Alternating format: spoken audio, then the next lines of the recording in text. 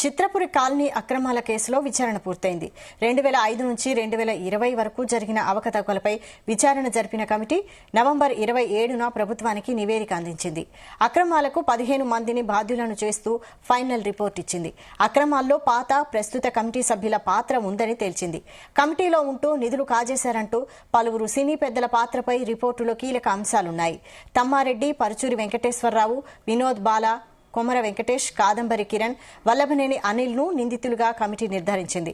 43,78,00,000 recovery చేయాలని ప్రభుత్వానికి report ఇచ్చింది కమిటీ.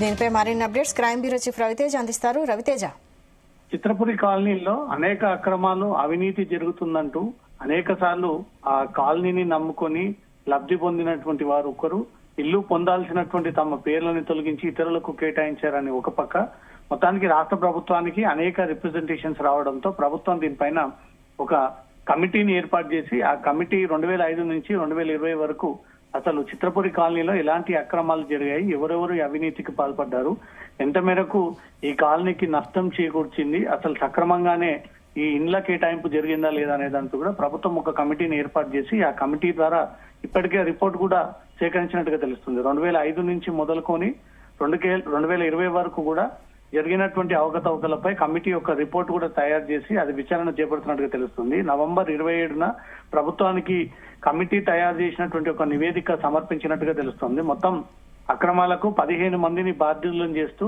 ఫైనల్ రిపోర్టు ఈ కమిటీ వివరాలన్నీ కూడా సేకరించి ప్రభుత్వానికి హ్యాండ్ ఓవర్ చేసింది. ప్రస్తుతం ఉన్నటువంటి ప్రస్తుత కమిటీ, పాత కమిటీ సభ్యుల పాత్ర ఉంది దీంట్లో అంటూ కూడా ఆ నివేదిక కూడా ప్రభుత్వానికి అందజేశారు. తెలంగాణ ప్రభుత్వానికి నివేదిక అందజేయడంలో Golconda cooperative societies deputy registrar కీలక బాధ్యత పోషించారు. Golconda cooperative housing societies deputy registrar నేతృత్వంలోనే ఈ కమిటీ ఏర్పాటు చేసి కమిటీలో ఏం జరుగుతా ఉందని ఒక వివరాలను సమర్పించాలంటూ కూడా కమిటీలో ఉంటూ నిధులు కాజేసి పలువురు సినీ పెద్దల పాత్రపై కూడా రిపోర్ట్ లో కీలక అంశాలను పొందుపరిచి దాంట్లో అనేక మంది పేర్లని ప్రస్తావనకు తీసుకురావడం జరిగింది. 43,78 కోట్ల రికవరీ చేయాలంటూ వారి పేర్లని మొత్తం 15 మంది సభ్యుల పేర్లని దాంట్లో మెన్షన్ చేసి ఈ రిపోర్ట్ ని ప్రభుత్వానికి అందజేశారు. అదనంగా 18% చెల్లించాలంటూ కూడా ఈ రిపోర్ట్ లో సమర్పించడం జరిగింది. దాంట్లో చాలా మంది పూర్వ సినీ యాక్టర్లు ఉన్నారు, ప్రస్తుతం ఉన్నటువంటి కమిటీ మెంబర్లు ఉన్నారు. వాళ్ళ పేర్లన్నీ కూడా జతపరుస్తూ అసలు ఎక్కడ అక్రమాలు జరిగాయి, ఎక్కడ అవినీతి జరిగింది, ఎవరి పాత్ర ఏంటి అనే దానిపై కూడా కొమర వెంకటేష్ ఎక్స్ ప్రెసిడెంట్ గా ఉన్నారు, Vinod Bala ex vice president, P S Krishnamohan Reddy ex secretary, Paruchuri Venkateswararao ex treasurer, Bharadwaj Tammareddy ex MC member, K Rajeshwar Reddy ex MC member, Devineni Brahmanandarao ex MC member, Chandramadhu ex MC member, K Uday Bhaskar ex MC member, K Ramaiah, Kolli Ramakrishna member, Kadambari Kiran, Anil Kumar Vallabhaneni, A Mahanandareddy, Raghu Battula, V Praveen Kumar Yadav, మొత్తం 15 మంది వీళ్ళు అవినీతికి పాల్పడ్డారు. వీళ్ళ చేతిలో అక్రమాలు జరిగాయి.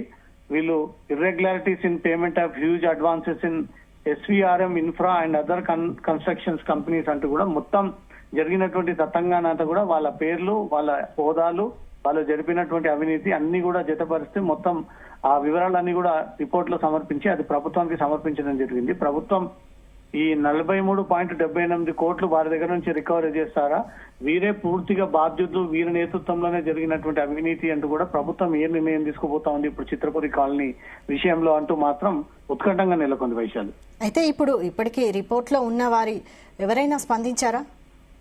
రిపోర్ట్ లో ఉన్నవారు తరచుగా తమ ఆధీనంలో జరిగినటువంటి అవినీతి కాదని, కొత్త కమిటీ వేసినప్పుడు జరిగినటువంటి అవినీతి అని, తాము ప్రెసిడెంట్ గా మెంబర్స్ గా ఉన్నప్పుడు ఎలాంటి అవినీతికి తావు లేకుండా మేము సక్రమంగా పనిచేశారంటూ కూడా ఎవరి కాళ్ళు సభ్యులు ఈ విషయాన్ని చెప్పుకుంటూ వస్తున్నప్పటికీ 2005 నుంచి 2025 వరకు చిత్రపురి కాలనీ పేరిట ఎంత అవినీతి జరిగింది, ఎన్ని అక్రమాలు జరిగాయి, అది ఎవరి నేతృత్వంలో జరిగింది, ఎవరి పాత్ర ఏంటి అనే దానిపై కూడా ప్రభుత్వం వేసినటువంటి committee Golconda cooperative societies deputy registrar ఈ కమిటీలో కీలక సభ్యుడిగా ఉండి అతని నేతృత్వంలో ఈ వివరాలన్నీ కూడా సేకరించి ఎవరు ఎంత మింగారు, ఎవరు ఎంత అవినీతికి పాల్పడ్డారు, ఎవరి వాటా ఏంటి అనేది మొత్తం తేల్చేసరికి 43.78 కోట్ల రికవరీ చేయాల్సి ఉంటుందంటూ కూడా ఈ రిపోర్ట్ లో ఆ వివరాలన్నీ కూడా మెన్షన్ చేయడం జరిగింది. అదనంగా 15% చెల్లించాలంటూ కూడా ఈ వివరాలు దాంట్లో మెన్షన్ చేయడం జరిగింది. దీంట్లో 15 మందికి బాధ్యులను చేసి ఈ 15 మంది నేతృత్వంలోనే ఇంత పెద్ద అవినీతి జరిగింది, వీళ్ళే ప్రధాన బాధ్యులు కారకులు అంటూ మాత్రం